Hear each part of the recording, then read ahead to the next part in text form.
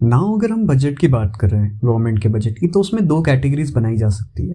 पहली बोल सकते हैं हम रेवेन्यू बजट और दूसरा हम बोल सकते हैं कैपिटल बजट। तो जो रेवेन्यू बजट है उसको अगेन दो कैटेगरी में डिवाइड करते हैं, that is revenue receipts and revenue expenditure. Now expenditure आप सभी को पता है, तो रिसीट का मतलब क्या होता है? रिसीट को आप ऐसे समझिए कि जहां से पैसे आने का सोर्स है। तो जो भी सोर्स है जिसके थ्रू गवर्नमेंट के पास पैसा आएगा उसको हम क्या बोलेंगे? रिसीट बोलेंगे, ठीक है। नाउ अब हम बात कर रहे हैं रेवेन्यू बजट की। तो रेवेन्यू बजट में हमारे पास क्या है? रेवेन्यू रिसीट्स हैं और रेवेन्यू एक्सपेंडिचर्स हैं।